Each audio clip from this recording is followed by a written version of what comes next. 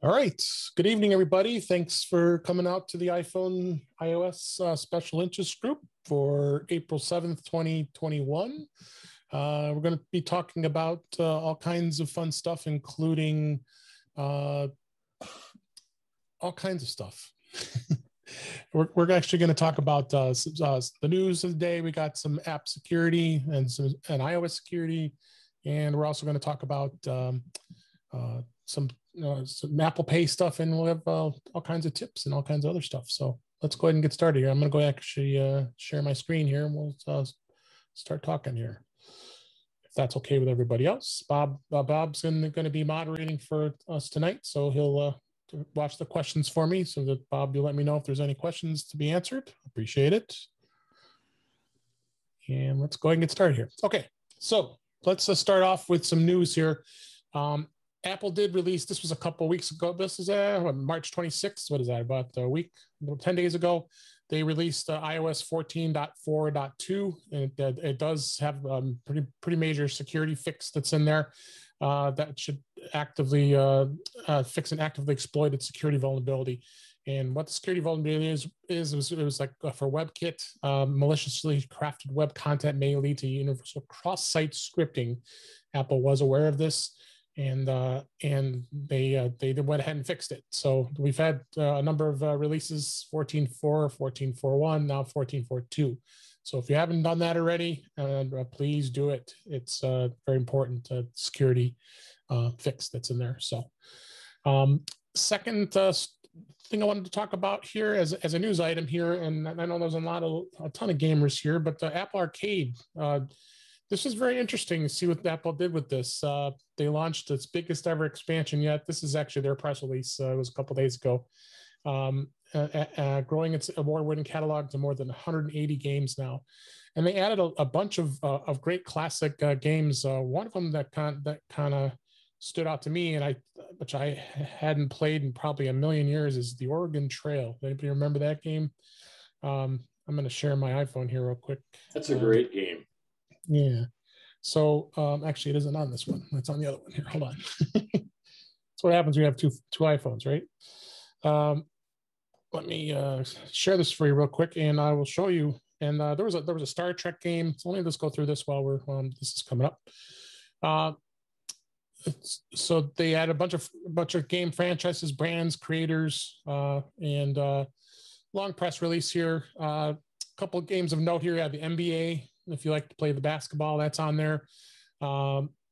Simon's Cat Storytime, tactical games.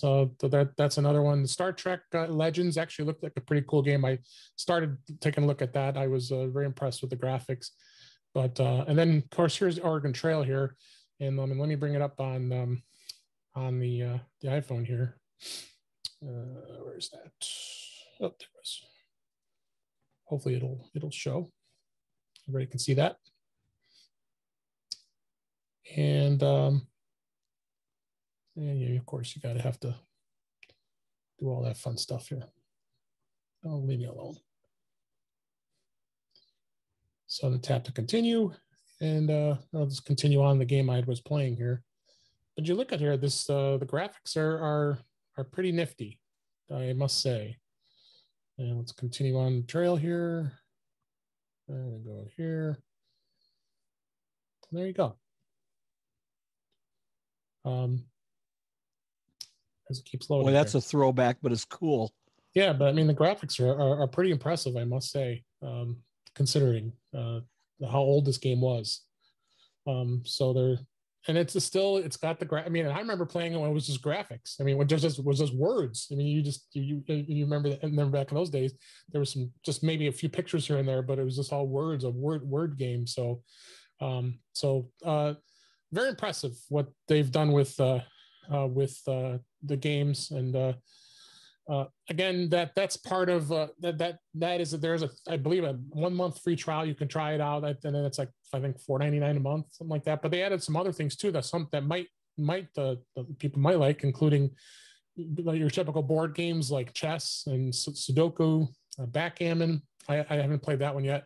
Crossword puzzles, So that they're really appealing some, because I think most of us look at gaming and probably thought, okay, yeah, that's not a type of games I play. But in this case, they've really added some things that you may end up wanting to play here. So there's as I go through here, I'm just kind of flipping through it. That there is quite a few games here that's available, which I'm pretty pleased with. So check that out.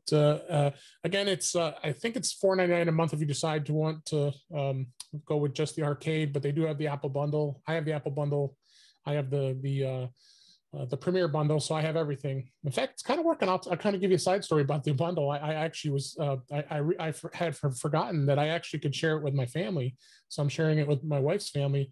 So they were very happy to find out that they're sharing my 2 terabytes worth of iCloud, and they get News Plus, they get Arcade, and they get Fitness Plus, and so it comes with every one of Apple's services as part of that bundle for the $29.95.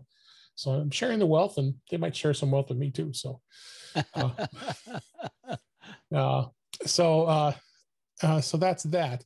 So then let's talk about iOS 14.5, and then I'm gonna move to the other phone, which does have that on there. Actually, Beta 7 just got released. It was announced today, and I haven't noticed anything different as of yet, because these incremental beta updates haven't had a lot of change to them. The big thing that's being highlighted with iOS 14.5, if it ever gets released. I know Tim Cook was just interviewed by Kara Swisher on the New York Times podcast she does, and he had mentioned that it's going to be out in a few weeks. I'm like, okay, we've been saying that for the last few months. So I'm not sure what's holding it up, other than what one of our big topics is going to be here just a bit is the app privacy that's coming up here. So, but this article actually talks about the diversity that's happening at Apple here.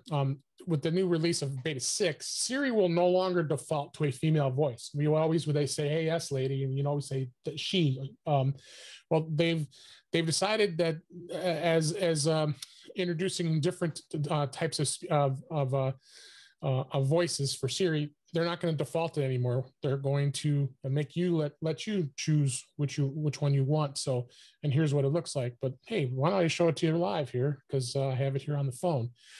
So what you're going to be able to do is you go into settings here, and then you go under Siri and search, and then and then you go into Siri voice here. So here are all the voice choices here. And so if we go into American, hi, I'm Siri. Choose the voice you'd like me to use. Did you guys hear that? That was the voice. So there's four Hi, different I'm American Siri. voices. Choose the voice you'd like me to use. And you can choose any Hi, one of these 4. I'm Siri. Choose the voice you'd like me to use. Hi, I'm Siri. Choose the voice you'd like me to use. Hi, I'm Siri. Choose the voice you'd like me to use. I think voice 4 is the one that was the standard. But if you listen to some of these other ones, they sound very Hi, clean. I'm Siri. Choose the voice you'd like me to use. Not as synthesized. They almost sound almost real. They sound better. They do. They really sound a lot better. If you Hi, hear I'm Siri. Choose the voice you'd like me to use. And you have others that you could choose as well. I mean, you can Hi, Irish I'm if you Siri. want. Choose the voice you'd like me to use. Don't hear an Irish accent there too much. Hi, British, of course. I'm Siri. Choose the voice you'd like me to use. See, that one sounds a little choppy. Hi, I'm Siri. Choose the voice you'd like me to use. So interesting to see what Apple's been doing with this. But again, as I said, with 14.5, the biggest standout is going to be the fact that for those of you who have an Apple Watch, you're going to be able to unlock the phone while you're wearing a mask. And then, of course, all of us have been wearing masks as of late, of course. That's going to be that's quite the game changer. In fact, I know a couple friends that decided they never go on beta, and they said, I can't take this anymore. So they decided to install the beta on their iPhone, only because now that they can just unlock their iPhone with their Apple Watch without having to use Face ID or Face ID. That's really the biggest problem is all the new phones that have Face ID on it. So, all right, Bob, do you have any questions? Nope. Just Dom noted that his wife he and his wife are playing with this mobility solitaire, and that rung a bell for something I need to do for my mother-in-law who's got a solitaire game that drives her nuts. Maybe I should Anyway, Okay.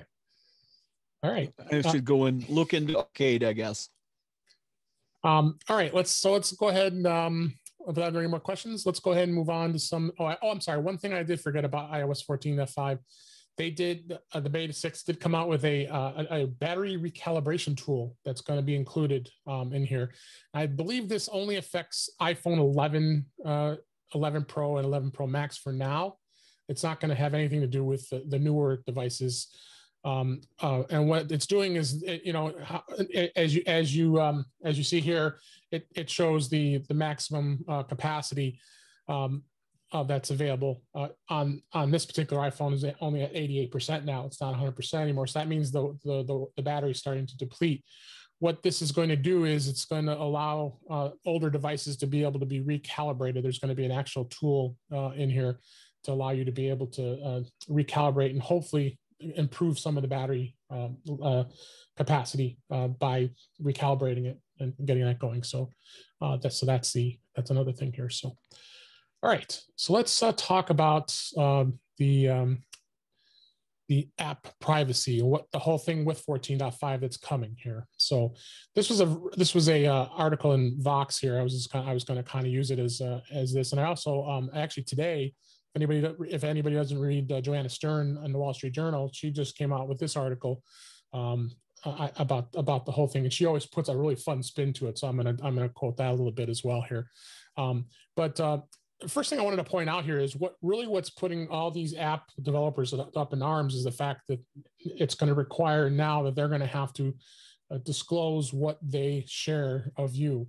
And as we know, Facebook is by far the worst of all of them when it comes to privacy here. This is actually, I'm going to zoom this here. This is actually the app privacy information that Facebook is sharing, and that this is what they're going to end up having to disclose to you and allow you to be able to opt in or opt out. So let's start going through this. I'm just going like this just to prove to you how much there is. Look at this. It's crazy. There's so much. So let's just start everything. It's just basically they share everything with you. So the way the categories work when it comes to app privacy is the first thing they're going to talk to you about is data used to track you. So here's all the information here that they're sharing with you now. All your contact info, your device, and other data types that's being shared. Data linked to you. That list just goes on forever right there. It goes on, including your purchase history, your financial info, your location, your contact. It just keeps going on and on. And that it doesn't stop from there. Here's the developers' advertising or marketing. This is where their bread and butter is. And this goes even longer here. So you kind of get the drift here. What's happening with app privacy, and why I think Apple is really looking out for us as the user of their products to protect us from. If you don't want this information shared, you should have the right to be able to adapt to say you don't want to share it, and you can say yes or no. Here's product personalization. So they even do this app functionality. So it just continues on. There's just so much other purposes that I like that category. What other purposes they are with sharing your information as well. So if you're really nervous about privacy, you now can be able to opt out with Facebook. With Facebook, I use Firefox as my browser on my Mac. I actually have a tool that's set up that actually blocks all the trackers. So when I go to Facebook, it's blocking all the trackers. So I don't need to. So it protects me in that sense. But that's the great thing about the app privacy here in iOS 14.15 that's going to be coming here soon here. So let me go over to Joanna's article here and just kind of point out some of the things here. They just she did kind of a cool grid here. Now here's the pop-ups or the pop-ups that are going to be coming up here. As you can see here, this is a pop-up that's going to come up and ask you allow social to track activity across company websites. You're going to this is going to give you the option to opt in or opt out. So ask the app not to track. So you won't have to adopt to this. So that she kind of gave this grid here to kind of give the whole workflow. And this is a great article. You probably should take a look at it if you can, assuming it isn't behind the paywall. But here's an adoption app, and going through the flow, what it does, the device ID, the contact information, the purchase history, it's all being processed through here. So it's kind of a flow here to how each of these apps are coming up. And the way the article is saying is this, we're going to be seeing all these pop-ups. Everybody's going to be freaking out about all these pop-ups, because that's what's going to end up happening once we upgrade to 14.5, is you're going to see this. So here's another one, The Sims. She's showing you how these are going to pop up, and it actually gives you details of what it says here. So tracking enables third-party logins, allows us to offer you relevant and rewarded ads more often. That's exciting, isn't it? So you really have a lot of information here. It's telling you that this ad is really being intrusive. So as she says in here, why is Apple doing this? And Apple, as we know, has always been a company that's committed to user privacy, and they've done it with the Safari browser. I've showed that before with tracking. That's already implemented. So now this is going to be in apps. The other thing you can worry about here is what happens if you do tap ask not to track, and if you want to go back later and change that, you can go to the app, and here are some of the ways of turning it on or turning it off if you want to go back, and if you change your mind later, so you can go back and do it. Again, if you tap as allow, it's business as usual. You're going to continue on to be able to get all that stuff tracked. So if you're aware of that. So, yeah, I'm kind of pleased to see what Apple's doing with app tracking, and I'm hoping that people will be fine with it. I don't see any, other than app developers who probably aren't too pleased about it, because they have to go back and opt into all that stuff. So, in fact, let me show you really quick here. Go back and share my iPhone here quick and show you when you go in to purchase an app, it's going to actually tell you at the time that you download the app here. So if I'm going to go into the App Store, and so let's say I'm just going to tap one of these apps here. So if you go into the searcher, it's actually going to give you the app privacy before you even download the app. So that already is in the App Store now. So here in this particular case, I believe this is a game, Roblox. So here's what it's doing, and here's all the information that they're going to be checking with you. So it's got the data used to track you, data linked to you. So you can be a buyer beware and take a look at what each app does when it comes to that. So, do we have any questions, Bob? No, just a comment. A bunch of developers, the reason this happens a lot, some of the smaller developers, some developers don't understand that it's inside some of the software packages that they include that give other functionality. Right. And so they don't realize, some of them don't realize, don't realize that comes as bundled into the libraries that they're including. It isn't all of them, but that's part of the problem. Yep. Yes, sir. The other thing too here is I'm going to go ahead and move on unless anybody else has any questions about app privacy here. All right, let's talk about security. I have here visible on the screen here. This, if anybody isn't aware of this, and I'm gonna these links I have, I'm gonna put them in. So when we share the video, I'll put it out in the community here. This is the actual iPhone user guide, and if anybody wasn't aware of that, you can go to this. It actually simple URL to remember: support.apple.com/guide/iPhone. And this is the entire user guide, which is updated in real time. So it's not like you download the book and then it updates, you got to download it again.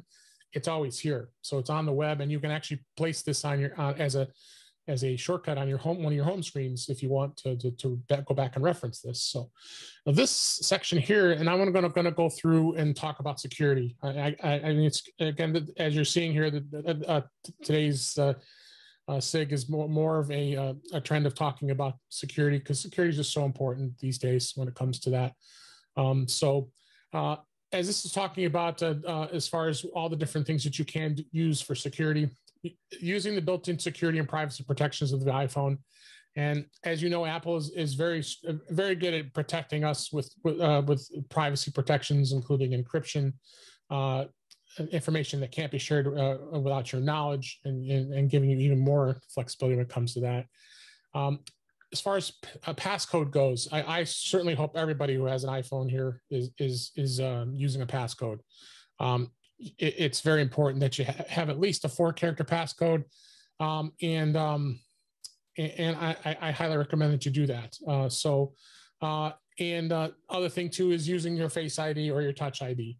So right now, I think the only iPhones all the new current iPhones that have the Touch ID now is the iPhone SE, the second gen. And otherwise, all the rest of the iPhones in the 12 series are all Face ID. So very important that you have that on. Turning on Find My. Find My is the Find My, in this case, Find My iPhone, and being able to find it. I could tell you a story about that. Is my mother unfortunately had misplaced her phone while she was working at a store, and didn't know what to do, couldn't find it. And of course, she didn't have a device that other than the iPhone, for her to get to the Find My. Didn't have, and of course, 2-factor authentication's turned on, so she couldn't get to that. So luckily, she had an old iPad that I had bought her years ago, but she hadn't used it, thinking the battery wasn't working very well. So I said, well, you got to plug it in, and that's the place where you're going to get this code so we can get you on to Find My. So sure enough, we got it to work, and she was impressed, because never seeing this stuff before. Yeah, look, Mom, she was at the Mariano store, and so look, they can tell you exactly where it is, because it looks like the phone's in the produce section, because that's where you were when you were working. So someone actually had found it, and then once they got it, my dad went with her, and so this was just another of many examples out there of how important the Find My service is, as making sure that you have it turned on, and making sure that you're checking for that. So, in fact, let me bring this up real quick here. So I'll tell you another anecdote while you're going. My son lost his iPad, at least he thought he did, and he left the garage door open one night. Oof. And he thought he left his iPad out in the garage. Oh, my iPad's stolen, it's gone. I says, well, get out, do Find My and find it. And it was in the basement charging. Yeah, that's happened to me. Well, actually, I think my last one was that when my iPad, I was at Arlington. I was on Arlington Park Racetrack, and the long day, and I had the iPad in a bag, and I had forgot to grab it when we left. I'm like, oh my God, you're killing me. No. So it ended up in security. Someone found it, thank God. But I kept doing the tones and driving them nuts, because I said, where is this thing? I'm coming to get it right now. Because they're like, what is this thing doing? Because the tone kept going off, because you can send, how you can send a tone to it. So, right. But yeah, so it's super important to have that. So, but the reason what I wanted to bring in here, I think this, because I don't have this signed in here. Let me. You have to be in the settings and make sure that it's turned on. When you sign into your iCloud account for the first time, it does turn it on by default. So important to make sure that that's turned on. And when you try to sign out of your account, it's gonna warn you you have to turn off Find My. You really have to do it. Tell it to be shut off here, but that's all within the Apple ID here. So I didn't sign in on this one. So, but that's important. Keeping your Apple ID secure, making sure that you've got that has access to all your account information. Super important. I highly recommend, if you haven't already, have 2-factor authentication turned on, because anytime you sign into with your Apple ID on a device, it's going to come up with a box and give you a 6-digit code that you have to put in, and it pops up on your Mac, on your iPhone, on your iPad. It'll pop up on your Apple Watch as well. Make sure you have 2-factor authentication enabled in there. Other options too. I don't know if anybody does this. I do this a fair amount. Is using and sign in with Apple when it's available. So you can use your Apple account when you go to websites. So if you've probably seen that. Sign in with Google. No way. Sign in with Facebook. Forget it. Never do that. And then you have sign in with Apple. I would trust Apple wholeheartedly. Instead of having to create an account, you can just use that, and it's a private account because it won't show your email address. It won't show your information. It just signs in and authenticates against your Apple ID. So that anytime you have a chance to do that in order to sign in, highly recommend that you do that. So and some other stuff in here, giving you app data controls, that kind of stuff. I think that's a good thing as far as that goes.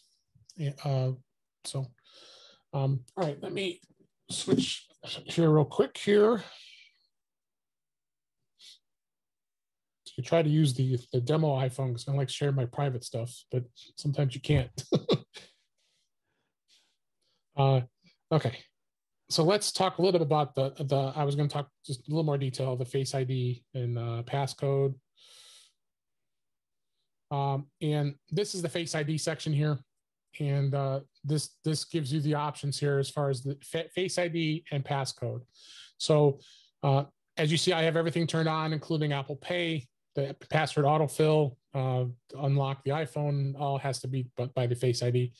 Other apps, so it enables, and that's what's great about Face ID. A lot of these other apps that you have on your iPhone can easily be enabled for Face ID use as well.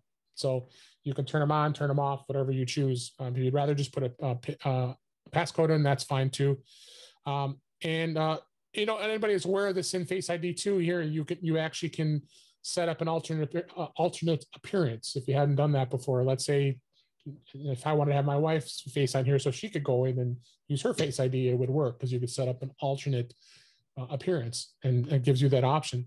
And you also can go in here if Face ID for some reason is giving you trouble. You can actually go in here, reset it, and then you can set it back up again. Some people have told me that, yeah, it never works right. Yeah, I bet you you just didn't do it right, or if it just maybe something happened with the way it scans. So, and then they have other stuff in here as far as intentioned, including required attention for Face ID. This is a true depth camera will provide an additional level of security by verifying that you're looking at the phone before unlocking it. Some sunglasses may block that attention detection. So if you wear glasses or sunglasses, especially sunglasses because they're dark, you may not want that on. But so far it hasn't been a problem with me. So.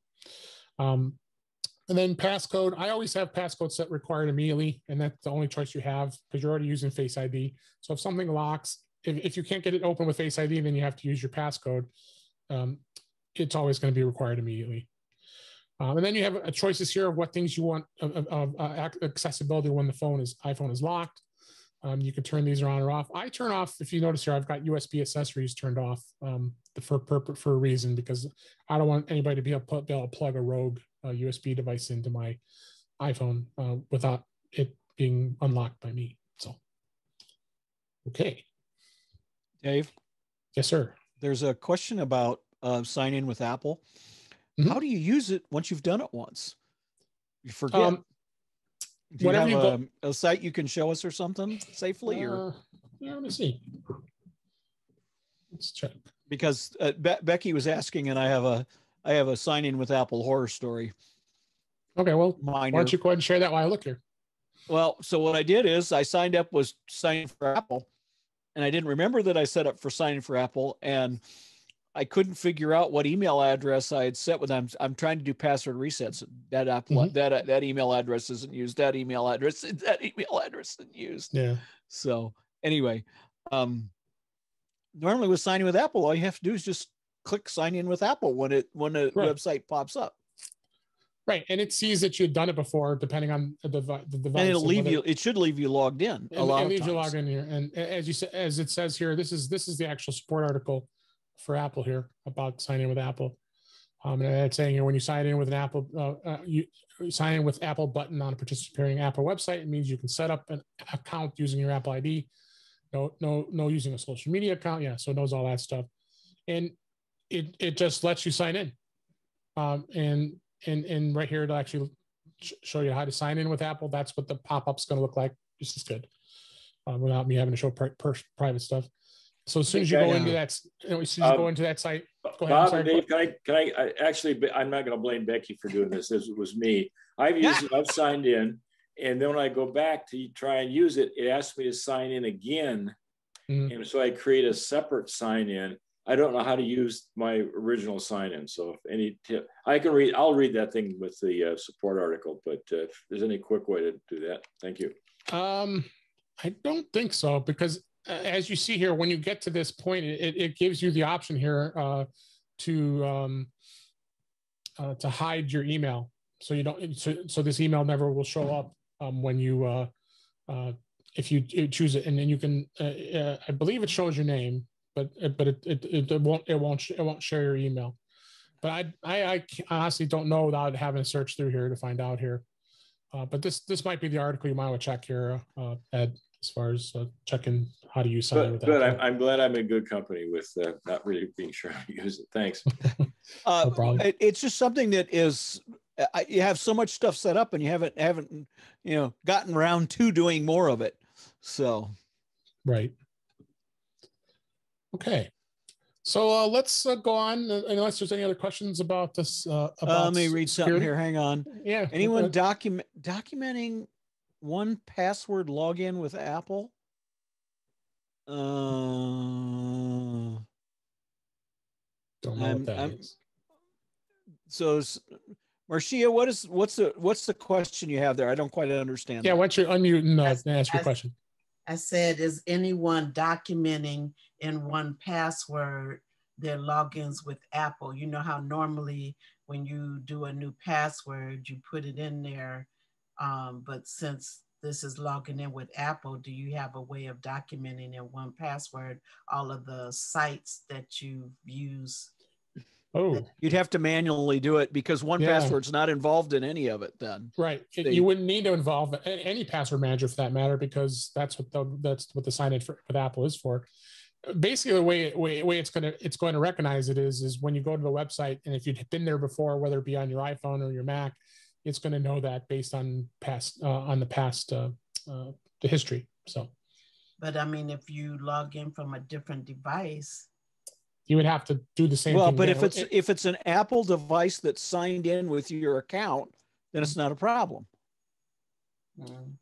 Right. And then, see, because it uses iCloud to sync. Right.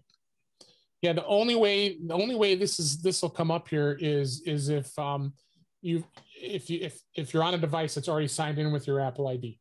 That's why in this case, that's where this comes from here is the fact that this iPhone is signed in with an Apple ID, and it automatically sees that and allows you to gives you the option to sign in.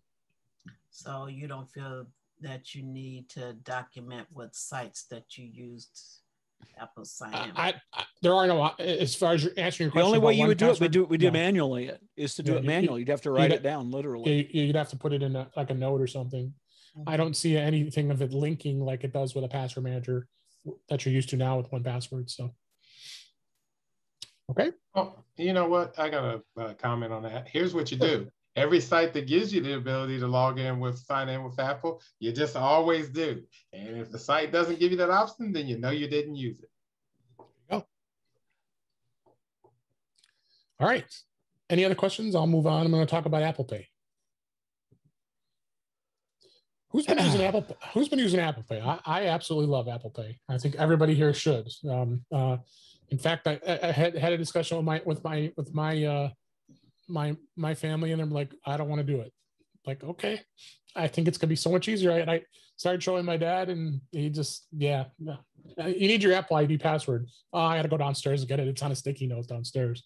So it's absolutely amazing what it does, and I just want to kind of do a review of it because we haven't talked about it in quite a while. I mean, it's been out for, gosh, has it been 2 years, at least 2 or 3 years now, I think. I can't remember. Boy, it could be 3, Dave. I think it's got to be 3 years at this point. What's that, Randy? 6.5, 2014. Is the it iPhone 6 years? Holy cow. I constantly remind people it's been out for 6.5 years, guys. Why aren't you using it? I'm with you, Randy. Yeah.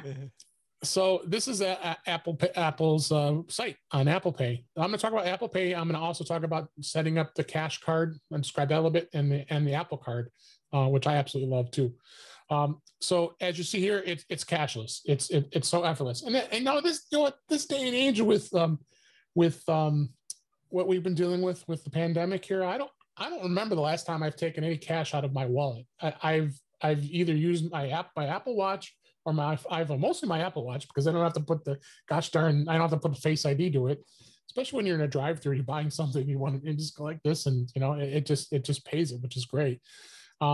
So I don't think I haven't pulled cash out of my wallet. I mean debit cards wherever. I'm not paying cash for it. So, so as you see here, all the devices are available. The Apple Watch, and the iPhone. Apple Card makes it real simple, which I'm talking about in just a minute here. Very easy to do payments. And it's just like every time I go to, if I'm even at a restaurant, I say, do you take Apple Pay? Oh yeah, I do. Because all you got to do here is you got to look for this right here. Because a lot of times they don't have Apple Pay on their terminal, but they do have this icon here that's got the wireless icon here. That tells you that these types of terminals take Apple Pay. So you can walk up to it and do it. The other thing that kind of irks me a little bit about Apple Pay is I've gone to some places and they say, here, can you sign this, please? Like, no, I already signed it. This is Apple Pay. Okay, the lady wasn't going to argue with me, but I still think it was annoying. So, and then also with Apple Pay, you also can make payments actually from particular apps too. So as you see this here, you'll see this button all the time down on apps that says buy with Apple Pay. It doesn't necessarily mean that you're going to be using your Apple Watch or your wallet. It's actually built into your device, whether it be the iPad or the iPhone, and being able to make purchases there. Easy to pay on the web as well. You could do it on your Mac. So as you see here, using if you have a Mac that has the Touch ID, you can make a payment on there as well. And it's easy to send and receive money. I'm going to talk about the Apple Cash Card in a minute here. As you can see here, you could send people money very quickly, very easily, and even you can be doing it right from the watch. Has anybody ever done? Have you done that before, Bob? I don't think I have. Where you can from the watch? No. I have never done that. It's kind of scary. Well, I've done it. I know. Well, I know, George, you're the Apple Pay guru, so yeah. Your banking background. So I guess it's if you're careful enough, it usually isn't too bad. But as you see, you can send them. You can send the message, and it tells you based on the dollar amount you say, and it puts it automatically in the Apple Watch, and then immediately sends that.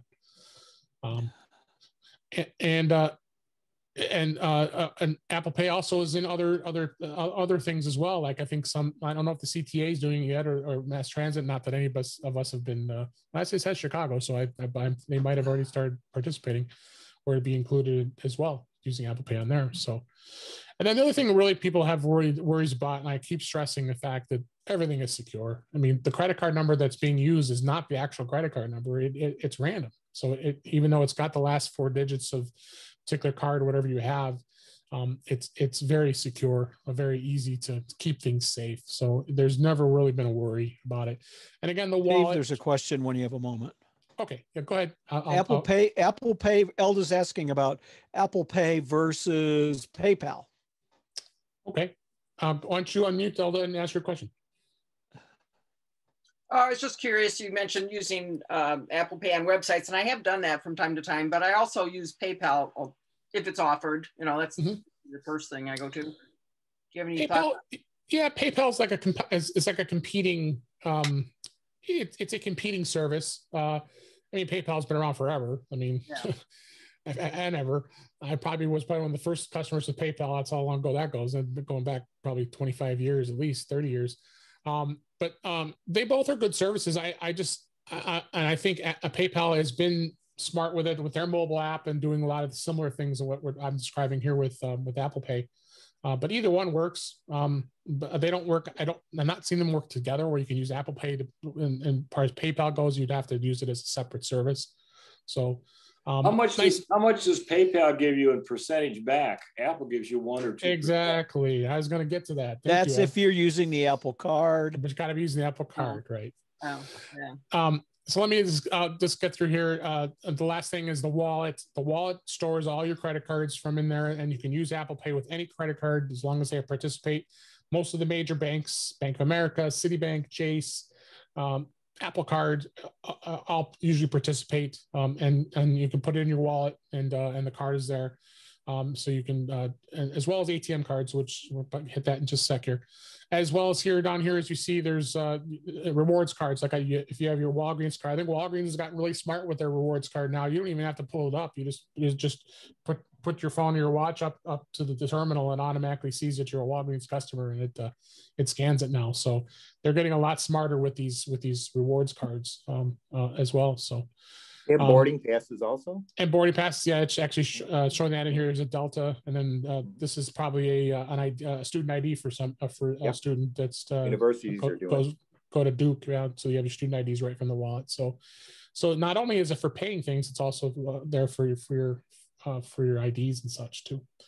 And tickets, I think the Cubs have now opened up with 20% capacity, and they went all ticketless, and you can't. There's no paper, and there's no touching, no nothing. So you have to have your ticket in the wallet in order to be able to scan it. So, and that's been going on for years, but this now so more than ever. So, so then let's talk about Apple Cash. This is actually, I put this in here as far as how to set up the Apple Cash card.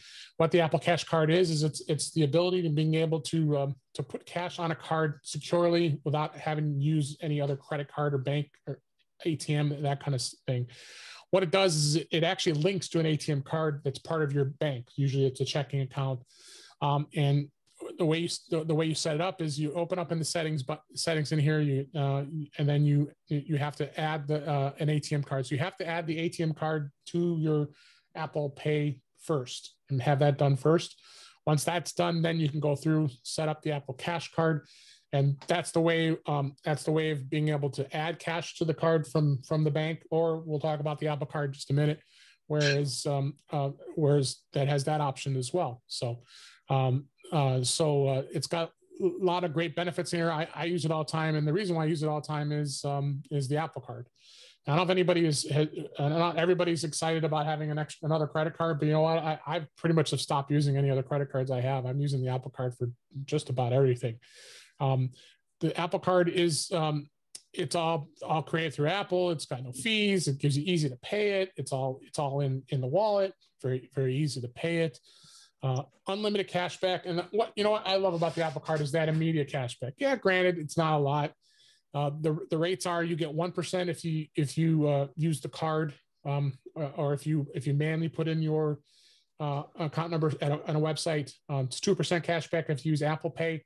Then it's 3% cash back on any Apple purchase through Apple, as well as there are a fair amount of other merchants that are participating in that 3%. I know if you were getting a new card, they had a promotion where they were giving 6% back on if you were buying Apple stuff for the first 30 days. So Goldman Sachs is the bank that initiates it. But the nice thing about it is all that cash is coming back right into your Apple Card. So you make a big purchase, you're going to get 2 and 3% back on that. The money's there to spend. You don't not like all these other credit cards where you have to wait and cash it in and all that stuff. And George, you have a question? I see you're going. Yeah, I have one bad thing about that. A comment. Okay. One comment. You can't use it at Costco because they only take Visa and it's a MasterCard. That is the only bad thing I have found about the Apple Card. That's the only bad thing. Other than that, I'm like you. I have stopped using every other card, and I just use that one except for at Costco. Yep. Well, not everybody shops at Costco, so. Yeah. No, I agree. But there's one nice feature to the card that did not occur with my Visa cards when I first put them in there. And that is, no matter how I use my Apple Card, I usually immediately get a message back with the amount that I charged and the merchant that I charged it at. And what I mean by that is with my Visa card that I put in Apple Pay initially, I only got that message when I used Apple Pay at a store. If I went to a website and typed in the Visa card number, I wouldn't get a message when that charge was made. Or if I physically used the Visa card and I put it in a chip reader, I wouldn't get a message. But I do with the Apple card. No matter how that card is used, I get a message, which I really like. I get that same thing with my Citibank card. Okay. But one thing, like you said though, Dave, I was talking to a couple of people. Of course, you know me having worked at banks. We don't know of any credit card that gives you the money back immediately. Exactly. That's the one thing, because we were talking about that, and we were both like, because we've both been in banking for 20 some years, and we're like, we've never seen a card do that. Yeah, exactly. So, all right. And that's pretty much it with those two, with the Apple Pay, Apple Cash card, and an Apple Card. I can't say enough about it. I think I've been very pleased having it. Easy. It's so easy to make the payment. You don't have to. You just go into the wallet and spin the dial and make your payment and be done with it every month. And really, you know what, it kind of opens your eyes a little bit too, because, you know, when you're on a credit card, you don't see the bill all the time unless you go and look. You got to go to the website, or you get, if you want to still get paper statements.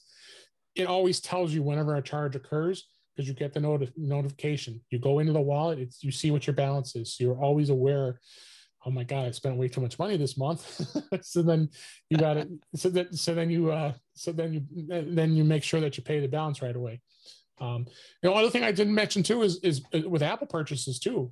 You know, I had a 24-month payment on my Apple Watch. You know, granted, it wasn't a lot of money. It was like $400 or $500, but what the heck? I don't have to pay interest for 2 years, and it just sits there and you don't even think about it. The same thing with Macs and with iPhones and iPads. Any Apple product, they'll let you pay it off over 24 months for no interest. So it's pretty amazing. Offering those services. I think Apple. What's that? You're saying when you use the Apple Card to pay for Apple products? It has to be at the Apple Store. Oh, okay. Yeah, it has to be directly through Apple. Yeah. And is the difference between using the Apple Card and the Apple Cash Card is that the Cash Card is, you use that at places that don't take the Apple Card? No, what the Apple Cash Card is for is like, it's just basically like an ATM card, but it's all your cash. So if you have an Apple Card, which is the credit card, that's a MasterCard, and if you have the app, which you have to have an Apple Cash Card to link to it. So anytime you charge anything on the Apple Card, all that cash is going to go right into it. The Apple Cash Card can also be funded by you making a withdrawal from your checking account that's linked to your ATM card and putting cash in there. It also gives you the option of paying someone cash, as I showed you earlier, through your Apple Watch or through text message. Like I can immediately send somebody, you know, hey, I owe you $20 here. Let me just send it to you. Now PayPal does that too. And Elda mentioned PayPal earlier, that they have those options as well. And so does, you know, Zelle is a very popular service through a lot of banks. You can do quick pays of things as well. But you know, in the Apple ecosystem, that's how it goes. Mm-hmm. So. I think there's just a little bit of confusion. The Apple Cash system is not like a debit card. It's like it's an intermediary. It sits in your Apple land stuff, okay, and you keep a little bit of money in there, so you can, you know, pay the pay the, you know, whatever, the McDonald's bill or whatever you happen to be using it for. I've done that before. I just say I got some cash in my Apple Cash card. I went to get a cheeseburger. Yep. Use it for that instead of using a credit card or getting cash out. Bob, I'd like to disagree just a little with you. Technically, that cash card is a debit card. If you look, it is a debit card. It must be a debit card. It acts like one, but it is not one. You don't have a debit card you can get out and hand to someone. Oh, it is not a. It's a debit account. It's an electronic. It's a debit account. An electronic debit account. That's the way. There you go. Yeah.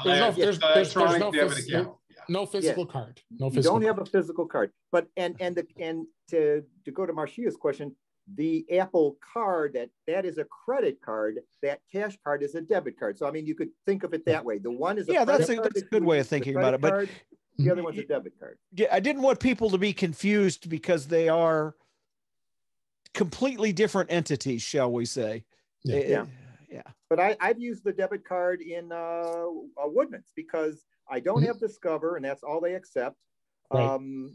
And they accept debit cards, but I don't have an actual debit card from a bank. All I have is that electronic debit card. Fortunately, they accept Apple Pay, so I use my cash card when I have enough cash to buy groceries there. Right. And it's a debit card, and it just I pick that instead of my credit card, and it takes the money off of there, and I have a little bit of money left, and I buy my groceries. In fact, you can. I think can you use the ATM card? I don't know about that because they don't take the MasterCard or Visa. Any debit card. Now, so I guess I don't know. Yeah, if it's strictly because it would require you to put your PIN number if you would. Well, if you need a PIN, Apple tells you it's 0000.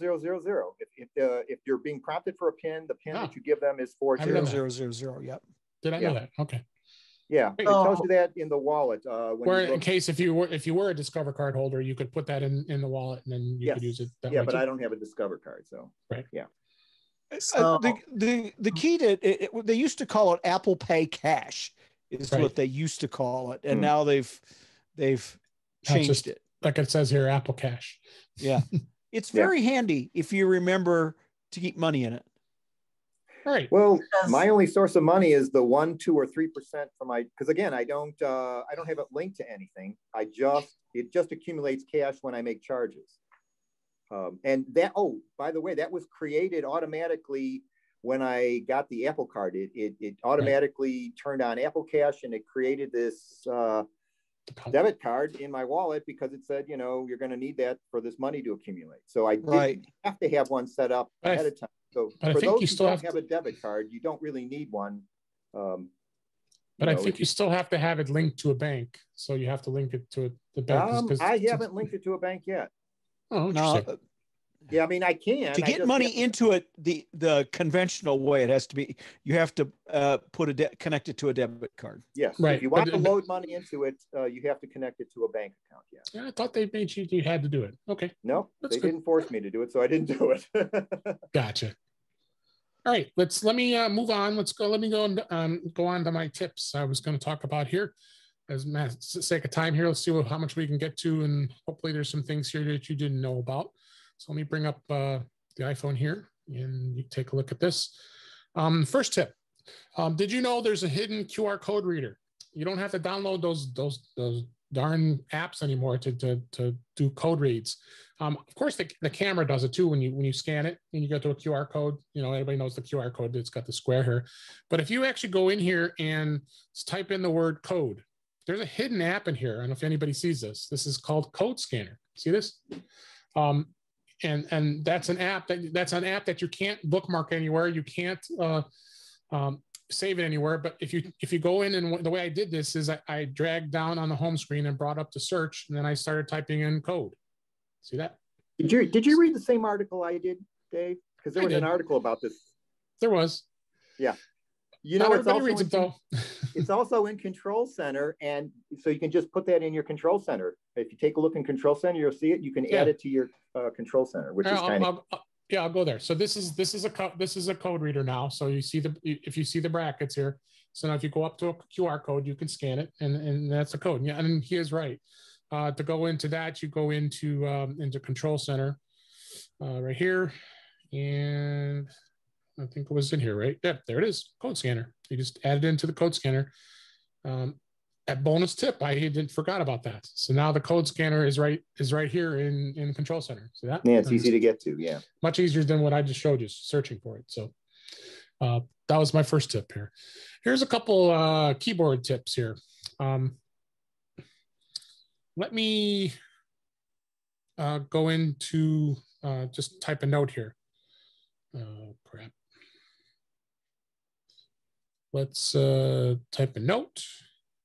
And, I'm typing in something. This is a note. But then I want to type a number. You could tap and hold the number here. See how it brings up I'm tapping and holding the number here, and at the end of a sentence here. Let me just go here real quick. What's that? This is a bore. Yeah, I didn't mean to do that. I don't know if this is working here. I'm sorry. It just no, it's okay. All right, let me here we go.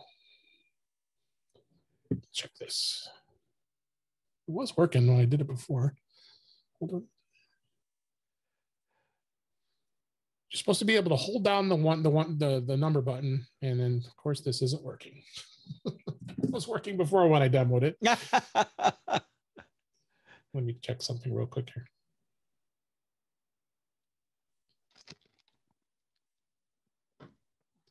Well,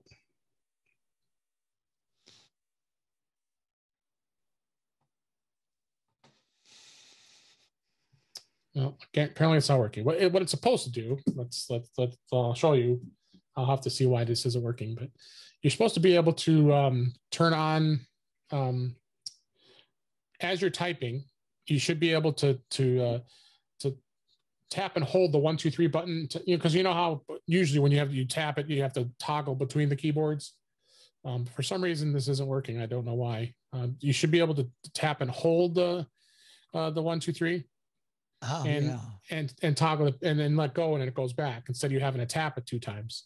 It gave you that option, but for some reason it's not working. This I know it does work, and I've shown this before. But if you want to turn your keyboard into a trackpad, you just tap and hold the space bar. And hey, this isn't working either. Oh, there it is. This is the space bar, so you can actually turn it into a trackpad. So then you can move things around here. This works really well in notes. So if I want to correct this, I tap the space bar here. I can move this around anywhere I want on the note, and it's basically like a touchpad to get things around. And this is I'm supposed to say it's this so is helpful with autocorrecting wrong. That's for sure. All right.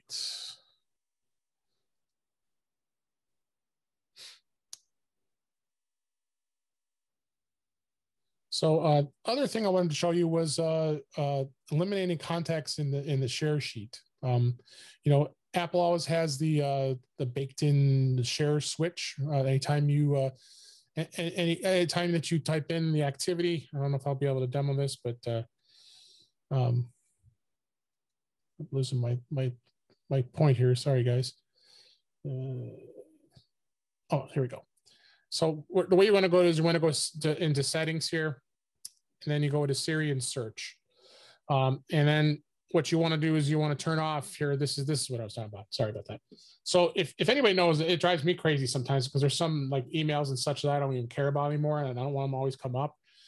This right here, suggestions while searching, you can turn this off. And suggestions on home screen, suggestions when sharing, these all can be turned off when it comes to suggestions. So if you don't want that to come up, you have that option there. So, all right, let's go into the camera. And in the camera here, if you know what they changed, they changed the home button here when you take a picture, because before you used to be able to hold it down and then undo a burst if you want to take a burst of pictures. So now what they've done is if you tap and hold the button and drag it over, usually it works. Let's see, always crash and burn here, right? It was working. Let me try the other phone here. I might just be using this here. Okay, so it doesn't work. All right, let's try this. You're supposed to be able to tap and hold this and be able to drag this over. And for some reason, it's not working.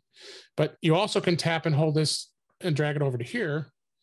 And it starts doing a video recording without you having to switch to video. Like normally, if you want to switch between video and photo, you could just tap and hold this button and then drag it over, and then it'll start recording a video without you in one step, as opposed to having to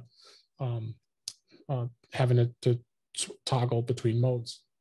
But I don't know why this isn't working. It was working before. Are these tips you're giving us for 14.2 or the yeah. Yeah, it works on iOS 14. Mm-hmm. All right, let's try this here. So so what you can do is let's say you want to be able to play some music here. Let me see. I think I put a song in here. I was supposed to. Oh. I remember where I put that. I think I put this in files. Yeah. So here's a song. I didn't want to use a copyright song because when I put it up on YouTube, I'm going to get flagged for it. So please listen carefully. So this is a song I use for my podcast. So what I want to do is I want to actually go in and record a video.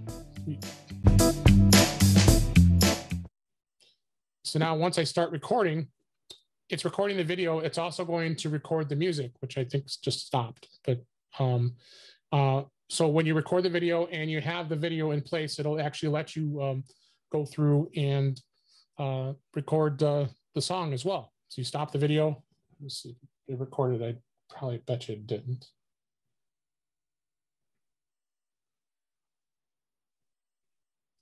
And it's hard to show videos when you're airplaying. So in essence, what that is it allows you to record background music for a video while you're using the camera app when you're doing that. So that was one of the other tips here.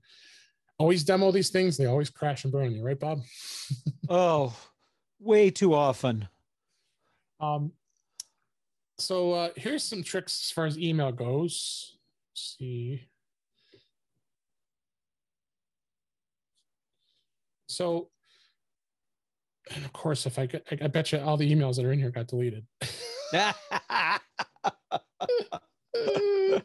Oh, Dave, welcome to my world. I'm really crashing and burning here today, guys. Sorry. Yeah, that's okay. We won't bill you. All right.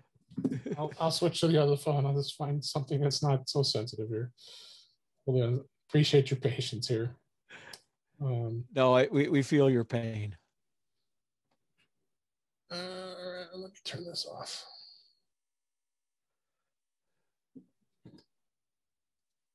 Okay.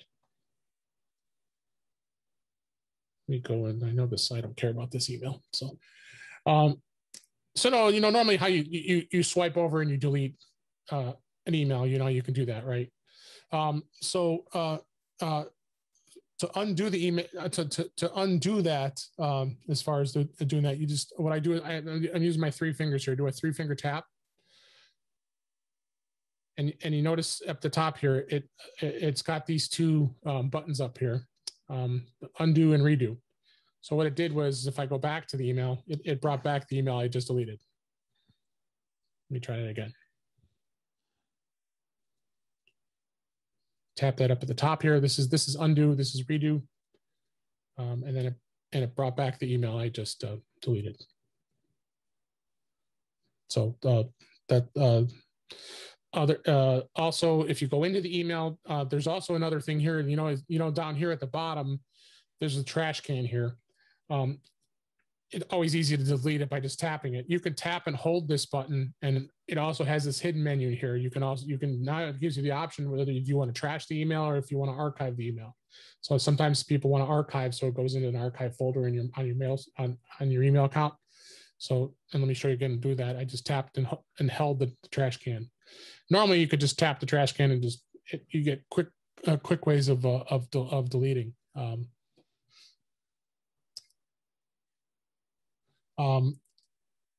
Let's see. Yes. So that was a couple tips on. I'm gonna try one more time here with the. For some reason, I guess you have to tap it on a blank spot here. Get rid of some emails here.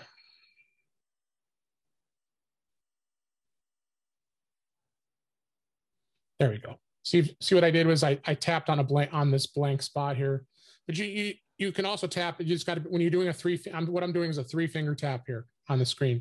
So when you 3-finger tap up here at the top, it brought the undo button right up here. That's okay. So now I can tap this and see what happens. It brings the email back. See that? And I can do it again because I deleted a couple of those. It'll bring them all back in case you delete them by mistake. So if I go back, delete, delete, delete, 3-finger tap, undo, undo, undo, undo. Handy. Gives you some options there. All right, so let's talk about Safari.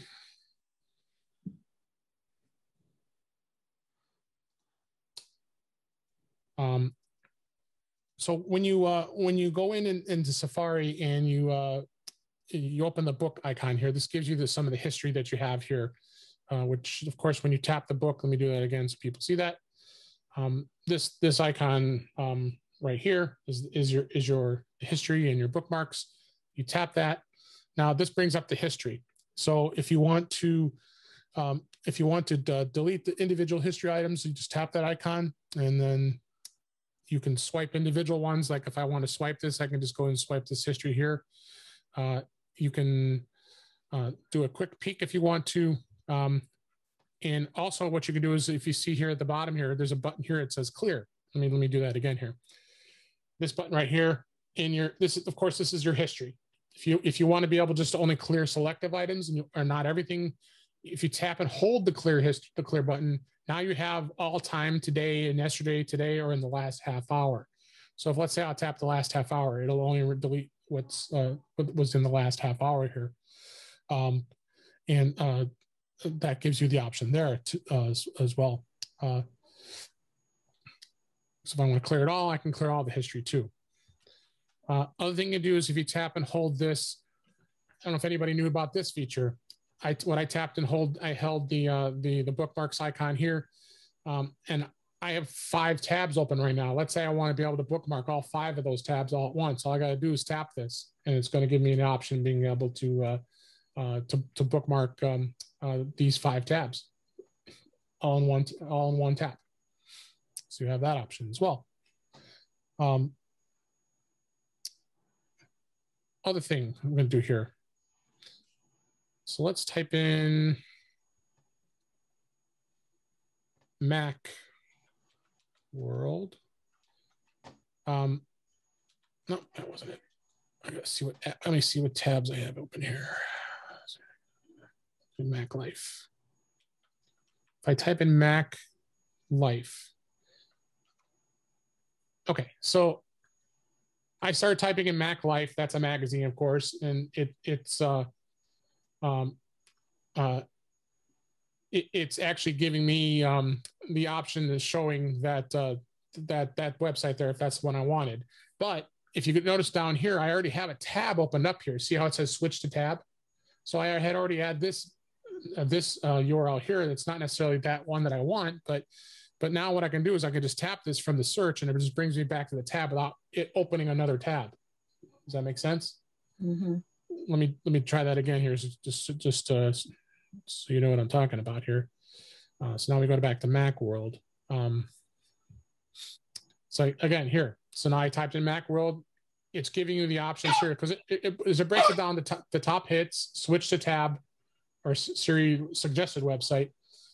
So I can just now switch back over to this tab without having to open another tab. So, all right. Let's see. I've got one more thing here I'm going to talk about. You know what? Actually, let's just open up to some open Q&A here. Have we had any questions here, Bob, on anything? I don't think so. Just a second. I was answering a question there. Nope, no more.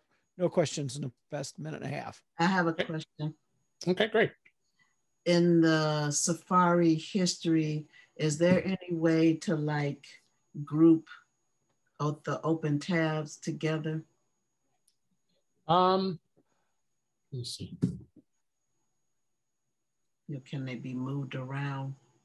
Yes. Let me go back and share here. Yeah, you can move them just like you can on a Mac desktop. You can just hold it and just slide it anywhere you like, if that's what you're asking. I do that all the time. Is that what you're asking? Yeah. Yeah. I mean, I do that on my iPad because there's more real estate, so I can see all the tabs. I mean, on a phone, it's maybe a little trickier. I don't know how that would work, to be honest. Well, here's when you go into tabs. When you tap the tab button at the bottom here, you can rearrange them. You can. I thought you can rearrange them. I'm trying to remember. Yep, tried that. Because if I move these, it's gonna just close it. See. You can add a tab, and then that brings it back. Let me try here. Oh, yep, there you go. I tapped and held it. There you go, Marcia. So you tap on the tab and hold it, and then you can move it up. And you got to that from the history, or no? From I got to that from here down here. This is this button here. I tap that, and that brings up all the tabs that are open. And then what I did was I tapped and held one of the tabs, and then moved it. And you held it at the top. Yeah, you tap it at the top of the bar. Yeah. I think you could tap. I think you could tap it anywhere. Yeah, you can tap it anywhere. You just don't want to tap the X. Yeah, the X is the one thing you won't want to tap. Because if I do that, tap the X. If you do that, yeah, there it goes. That deletes it. And you can't undo it if you delete it accidentally. I don't think so. No. Does shaking iPhone work? I don't think so. No. Shake it might do it. I don't remember. No, it doesn't. I keep forgetting to shake it. Close tabs. You can recover a tab. I forget how to get to it, but there's a recently closed tabs listing somewhere.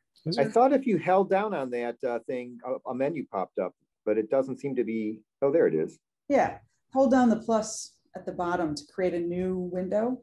And after a pause, a list should pop up. Nope. Just open up a new tab. Did you say the plus? The plus at the bottom. If you hold the plus sign. Well, but he's not. Oh yeah, I see it. Yeah. Yeah, I'm holding it. It's not. No, you're not on the plus. The plus is in the middle. There it is. Yeah. Oh. Tap that again. Yep, there's the plus. Now this plus. Yeah. Oh, okay, I get it. Yeah, tap and hold it, and there it is. Yeah, there's recently closed tabs. There you go. Thank you. I couldn't remember that plus. Okay, yeah, this is the plus right here. If I tap it right. Yeah. It opened the last one I closed here, so that's why it's not. So now if I tap this plus now, it should, it brings up those. There's an old whole article about Fry's electronics closing. I was looking at that.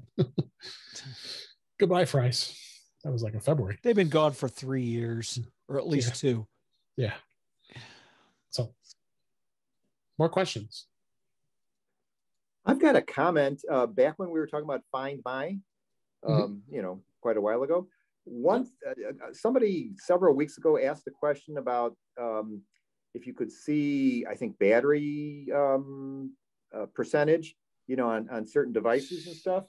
This was several weeks ago. But anyway, I discovered on Find My, if you go to the device tab, you can actually see the battery strength on all your, now you don't see it as a percentage like 90% or 80%. You just see the little battery icon with the little mark on it, but you can get a sense of what's charged and what isn't. So you can, on all your devices that show up under Find My, you can see the battery strength. Let me see. I'll bring up my other one. I think they do that so that, in case, you want to send a tone or something to the device because you've lost it, you want to make sure it's got some battery power. But so it's a little kludgy way to sort of see what battery strength is there from another device, Yes. So here I'm in the Find My app here, and there's a couple of improvements that were added here, which includes notifications for people close to you in more ways than ever before, and finding your network, locating your device on a map, even if it's not connected to Wi-Fi or cellular. So it could do that. Tap the device tab. Go to devices here. And then pick one device. Just pick any of those down at the bottom there. Pick one. Right. And it should show. It'll show you detail, and that'll show you the battery. Do this one. See the little, see that icon there? Now, Yeah, that's how much battery's on my iPad here. Yeah, but I mean, if one weren't fully charged, you'd see it halfway or. Of course, showing my address. But oh, I didn't see that. Oh, you're gonna have to take that out, Dave. That's all right. Sorry about that. Anybody can Google my name. I think my address will come up. Yeah. But you see the battery icon there? You can see it. Yeah. So it's a way to sort of, I mean, if you want to see from one device what the battery strength is on another device, right. You can. God, a hell of a I lot never noticed that. That's pretty I cool. didn't either. I just noticed it about a week ago.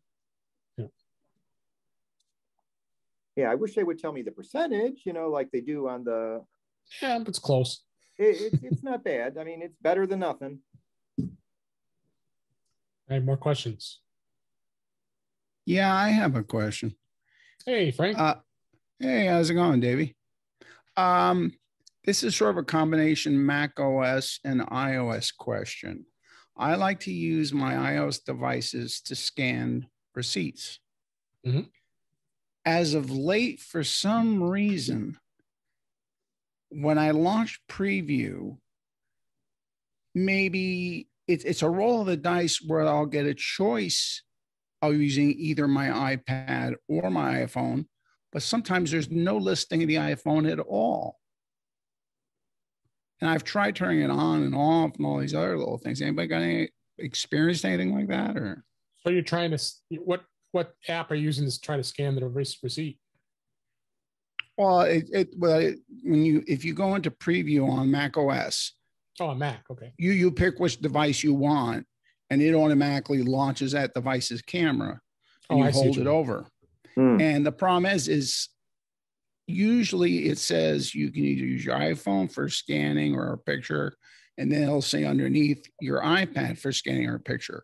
But maybe a half to a third of the time, my iPhone SE 2020 isn't showing up. So you're talking about like this, where it says import from your iPhone or your iPad, and then you can scan a document. Bingo. And sometimes it's like, it's sort of like Christmas when it comes up, So you want to use your iPhone a lot of the times, but it's not always a choice? Yeah, it just doesn't give an option for it. Right. Sometimes it does, and sometimes doesn't. Is your iPhone actually asleep? Because I know AirDrop will do that. Same thing. I think I've goofed around with turning it on and off, and some of these features lots of button pushing. Yeah, some of these features need Bluetooth turned on as well as and I sometimes shut Bluetooth. Oh yeah, off. I have Bluetooth on. Okay. Yeah. Bluetooth and Wi-Fi, and I'm in this little studio apartment, so it's not like right. Yeah. Because see if try AirDrop first, just to see if the device shows up on the AirDrop. Then try the situation with the scan, with the Preview. Yeah, and see, because I noticed that sometimes my phone will look like it's not asleep, but AirDrop doesn't, and I just pick it up, hit a button, and it shows up. So that could be a good indication. Because we all know today the whole handshaking thing with the whole connected devices, it's not always. Because I noticed that sometimes, like when it comes to answering phone calls on my Mac, it doesn't always ring. So of course, I have to find my phone to be able to find out where it is to see if this is actually working.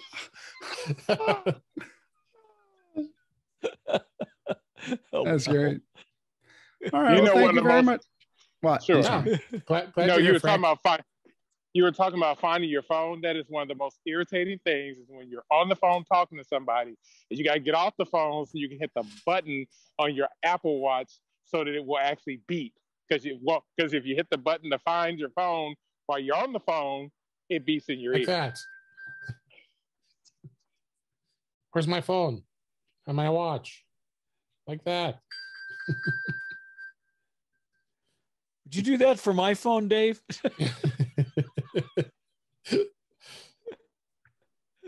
All right. Any other questions? Any other comments? Any challenges you're having with your iOS devices? We're here to answer them. So I'm going to make a suggestion, and that is, we talked about Apple Pay, and I'm a big fan of that. And I would say that if there's anybody here that's listening that hasn't set it up, at least on their phone, at least set it up. You may not use it, but at least it'll be there.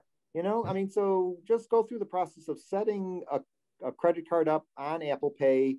And, you know, then if you're out and you don't want to pull a credit card out, you know, give it a shot, but set it up. That's my encouragement. And that's a very good idea. And also it prevents fraud, because every time that the phone, you use Apple Pay, it does not give them the credit card. It does a token. And the banks shake hands and they get a way of charging your account that way without the number. So if the merchant gets hacked, they don't have your number. I know, that's what I like about it. That's why I use it exclusively. I mean, I really don't want to use my credit card physically if I don't have to anymore, because I don't want anybody getting my credit card number. They don't get it through Apple Pay. So that is, and you don't, plus. Right. And you don't have to test the dirty terminals. Yeah. Yeah. Well, I use it. There's only one gas station, BP is the only one I know in my area that has Apple Pay at the pump. I've looked on mobile. I've looked at other places. Mobile has it. Do they? Yeah. Okay. Mobile well, Exxon. My BP has it at the pump, so they get my business for gas, even if I have to pay a couple cents more, because I pull out my phone, I just tap it instead of having to put the credit card in, and you know, because I'm pretty sure mobile has it now. Yeah. Okay. Well, maybe more will get it, but my BP stations do. So that I find that really nice, because, you know, that was where people were getting their cards skimmed at gas stations, you know, years ago. I don't know that it happens. Still goes on very regularly. Yeah. Well, this avoid, right. Yeah, it is. You're right. It still goes on. And matter of fact, Costco's almost all the way there. They're getting closer. Yeah, well, so and more cards are coming with, you know, NFC, you know, tap to pay, which helps, because then you're not scanning the card. Well, the one thing, you bring up a very valid point. The pandemic actually pushed a lot of people there before they wanted to go anywhere. So yes, yeah, because people didn't want to touch stuff. I laugh because, you know, now they're saying, well, you know, you really can't catch it from touching stuff. It really goes through the air. So we spend a lot of time and effort cleaning stuff that maybe we didn't have to do, you know, in retrospect, is what they're saying nowadays. But that's neither here nor there, I guess. I have one more tip I forgot about. This is in mail. Well, let's say you have a bunch of drafts that are sitting in your mailbox and you had to go out and come back in again. I'm in my mailbox right now, and you want to compose a message, and of course you know that this is the compose message button down here. If you tap and hold this, it brings up all your drafts up in here in the list. And then so if you had a bunch of drafts there, the previous drafts that were sitting in your drafts folder, you can now go here and get to those drafts very easily. So just tap and hold it, and the drafts will show up if there's a draft. Hey, Dave, or Bob, I've got a question in the chat that I'd like to have you talk about, please. Okay, just a second. Oh, those are some more questions? Yeah, I was looked up. Go ahead, Ed, if you want to just verbally ask it. Yeah, essentially, I've been passing out some cards for our website, you know, for the group over my travels over the last week or so. And the question I have is, if you go to the website, you're a non-member, you're a brand newbie, and you look at the flyer for the meeting and it says by invitation only. My question is, what do people do if they just go to the website and they're newbies and somebody's just giving them a card like me? How would they register for the meeting? Good question. You can ask a friend or ask the audience or phone a friend if you want. I don't think I think you may have found a gap there. I don't think we have an easy way of doing that. I think you found it. Here's the solution. Have them email the VP. That's VP at myscau.org, and he'll make sure that they get in. Okay, but if we give out a card and they can also go down here and use the contact us form here. Yes. All right. Yeah, I think we're going to have to mention that, or maybe even get the cards reprinted. Say something like that. Yeah. Well, we actually do appreciate that. What we'll do is we'll work on getting an additional change to the website or some other way. But yeah, essentially, that's how. What we're doing is we're doing it on a one-off basis. So if anybody at the sound of my voice wishes to actually invite somebody, you can just have them email or click on the contact us, and we'll get them registered for one of the meetings. Okay, great. Is there a way through Facebook though that people could get on? I know we're doing some of that. I hope not. Okay, forget I asked the question. That will take up with our programs team. I'm not 100% sure, but more than likely there is a way that you can contact us on Facebook or any of the social media platforms that we own. Oh, there's ways of contacting us, yeah. Yes, because we will definitely make sure if somebody's going to actually contact us and want to actually join or actually attend any one of our meetings, we will make sure that we facilitate getting them in by any means necessary. Thanks, guys. We'll do that. There's another note here. Rita says that the clerk at Staples told her that they don't take Apple Pay because they can't trace your transaction if you lose your receipt and they need it. Really? I have the feeling that's BS, but it is. I'll tell you why. The reason why they don't want to do it, it's money.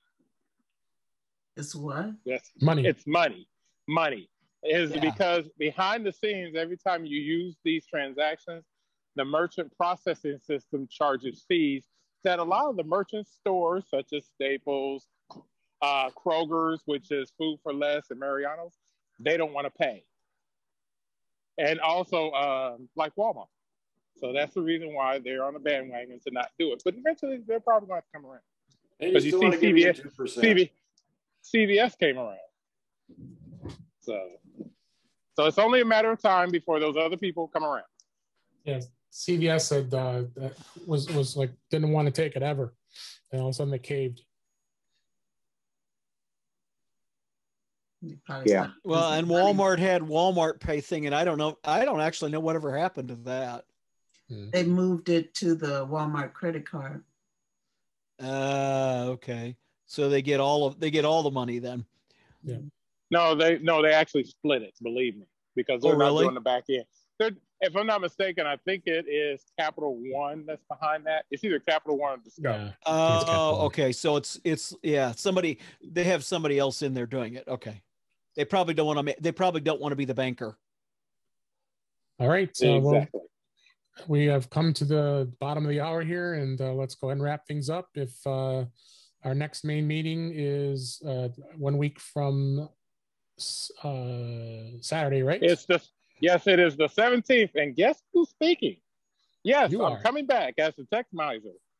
And also we'll have Craig talking about our tech SIG. Yes. So that'll be our next meeting. I appreciate everybody coming out. I hope you enjoyed it. And we'll definitely talk again on the next iOS SIG here. Thank you, Dave. Thanks everybody. Dave.